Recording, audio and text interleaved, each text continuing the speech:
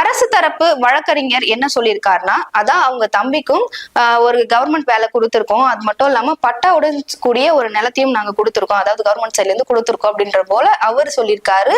அதுக்கு மனு தாக்கல் பண்ணவங்க என்ன சொல்லியிருக்காங்கன்னா, அந்த வேலையே கவர்மெண்ட் வேலை கிடையாது, அது மட்டும் இல்லாம 80 கிலோமீட்டர் தள்ளி ஏதோ ஒரு காட்டுல ஒரு சென்ட் இடம் கொடுத்திருக்காங்க, இதுல அஜித்குமார் வீட்டுக்கு ஒரு திருப்தியே கிடையாது இந்த நிவாரணத்துல அப்படின்னு சொல்லியிருக்காங்க. அதுக்கு நீதிபதி அவர்கள் என்ன சொல்லியிருக்காங்கன்னா, இப்போதைக்கு வீடையும் நிலத்தையும் கொடுத்திருக்காங்க, இதை வச்சுக்கோங்க, இந்த கேஸ் முடியட்டும், இதுக்கப்புறம் அது என்னன்றதை பத்தி பார்க்கலாம் அப்படின்னு சொல்லியிருக்காங்க. அது மட்டும் இல்லாம மனுதாரர் சைட்ல இருந்து என்ன சொல்றாங்கன்னா, சாட்சிகள் எல்லாருமே ரொம்ப பயத்தோட இருக்காங்க.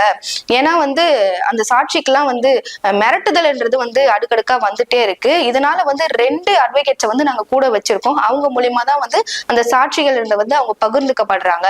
இப்போ அந்த 2 அட்வொகேட்ஸுக்குமே பாதுகாப்பு இல்லாத ஒரு நிலையில இருக்கு. கண்டிப்பா தமிழக அரசு பாதுகாப்புன்றது சாட்சிகளுக்கும் கொடுக்கணும், அட்வொகேட்ஸுக்கும் கொடுக்கணும்னு சொல்லிட்டு கேட்டிருக்காங்க.